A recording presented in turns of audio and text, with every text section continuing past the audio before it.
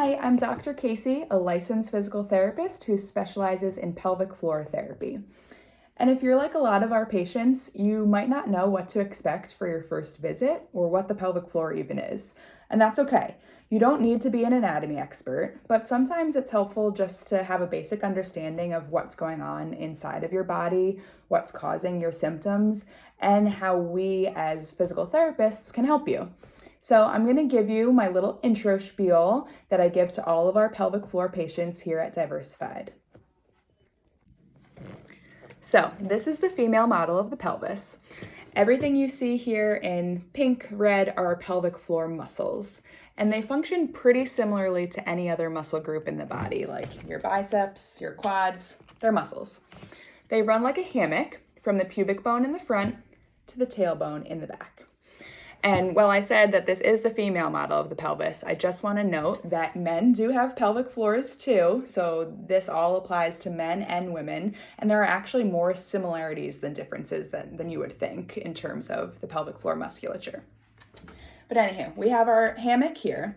And there are four main functions of the pelvic floor muscles. We call them the 4 S's. So the first one is support, because we have a lot of our pelvic floor organs that sit on top of that hammock, such as the bladder, the uterus, the bowel. So that hammock has to support and keep everything in place. Second one is stability, because the pelvic floor actually attaches to our core and to our legs, so it helps to stabilize us when we're sitting, standing, running, doing all the things.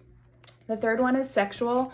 Obviously, the pelvic floor plays a major role in promoting our sexual health and activities. And then the last one is sphincteric, because we have our urethral sphincter in the front for urine and our rectal sphincter in the back for bowel movements. So with that being said, we need an optimal balance between a strong hammock that can support things and stabilize you, but then also a relaxed enough hammock that can have some mobility and not cause pain and tension. With that being said, as you can imagine, we talk about a lot of personal subjects here related to your pelvic floor health, including toileting habits and sexual activity. The therapists here, we talk about it pretty much all day, every day with our patients, so we are comfortable, we've heard it all, but we also always remember that for patients, this is new, and we meet you where you're coming from in terms of your comfort level. But when you're at your initial evaluation, it's an hour-long session in a private room, just one-on-one with your therapist, and we'll usually spend the first 30 minutes just going over your symptoms and your pelvic floor health. Then after that, after we've gathered a good clinical picture, what we would like to do next is a pelvic exam. So in the next slide, I'll go over what a pelvic exam entails. So a pelvic exam from the pelvic floor physical therapist perspective is really important in order to truly understand what's going on in your body and, create a plan of care how we can help you the best.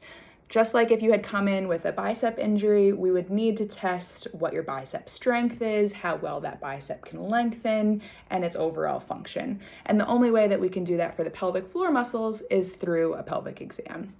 There are no stirrups or speculums like at the gynecologist, so hopefully it's a little bit less intimidating. How it would go is you would lay on the table with a sheet covering you at first. First, we would just lift the sheet and visualize externally. We're looking for any redness, skin irritation, moles, things that people aren't looking for, and someone should, because there are, skin conditions that we can diagnose. Next, we would take one gloved finger and just press along different spots on the outside and ask if you feel pressure or pain. Anything other than just normal pressure, if I was pressing anywhere else on your body, we would want to know about, because it should be the same kind of sensation.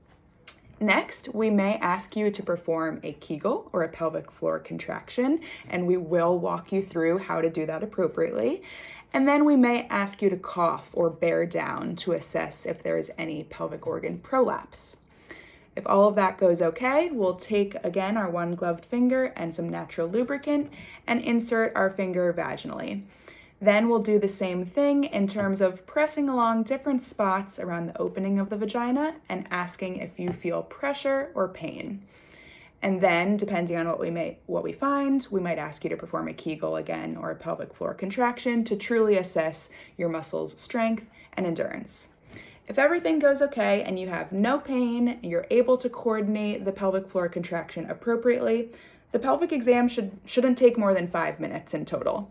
The only reason why we may hang out longer than that is if you have pain with palpation internally or externally, or if you're having difficulty with that pelvic floor contraction.